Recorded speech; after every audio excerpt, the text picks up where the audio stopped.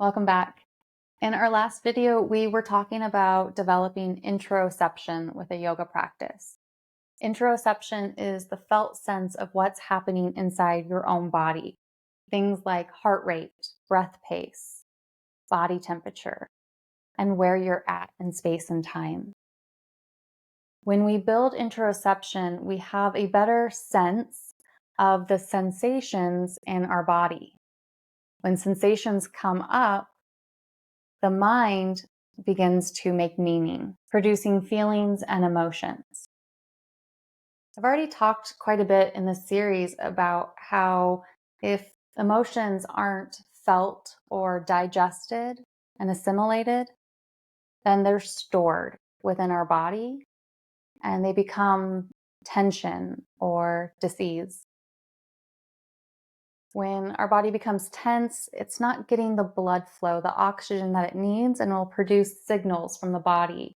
This is by way of the nervous system. So your nervous system will send a signal that there is pain in your body, when in fact it may be a stored emotion, a repressed emotion, something that you were unable to feel in the past, something you had to turn off. It wasn't acceptable to feel that way or to think that way. So when we suppress or repress emotions, it can become residues in our body. And coming to your yoga mat, we are essentially removing residues from the body. So that might bubble up emotions, and the emotions may be from the past and they may be unexplainable. You may not know why you're feeling that way. Particularly hip stretches, we store a lot of emotional energy in our hips, and coming into a deep hip stretch can bring tears to the eyes. My teacher says, when tears come, let all the tears of the past, let all the tears that want to come, come.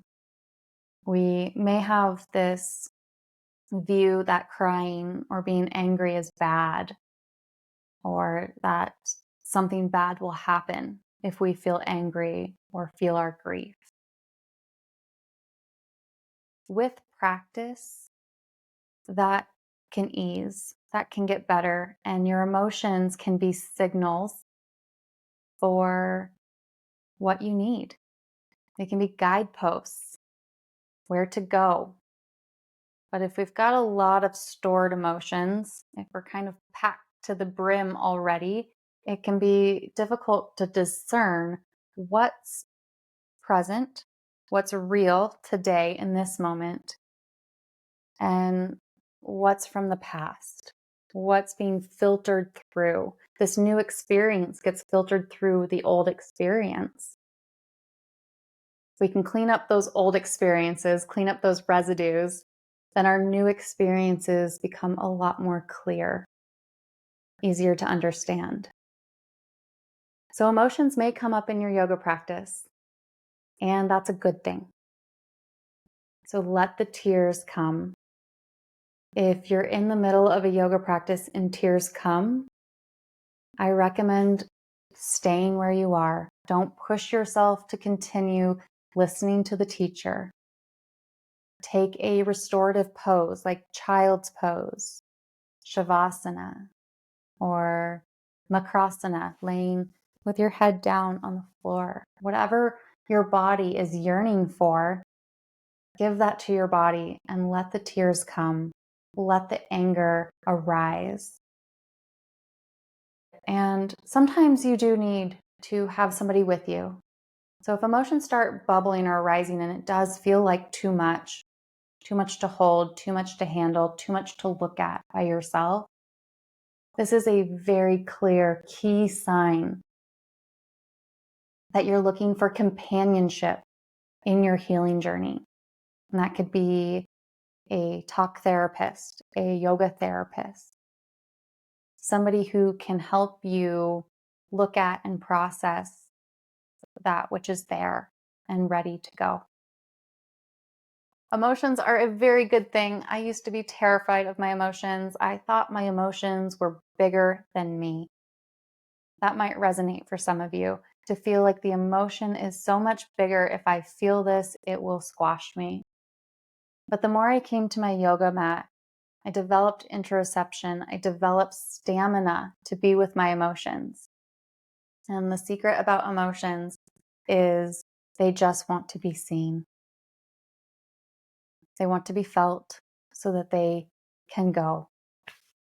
Energy doesn't want to be stuck anywhere in this universe. So when your emotions are stuck in your hips or your shoulder, your ankle, I know that sounds crazy, right? Why would my emotions go to my ankle or my hip?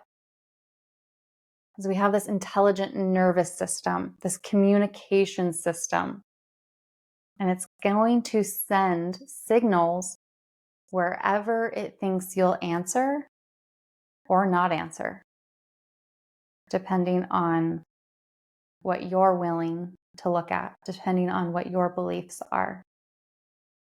Okay, that's enough for today. A yoga therapist can absolutely help walk you through, guide you through being with that which is present and letting go. Yoga therapy is an extremely healing process. I like to think of it or describe it as going into the carpool lane. You can help avoid congestion and obstacles by being with a guide in the carpool lane who can help navigate. All right. Let me know what questions you have. Thank you so much for being here.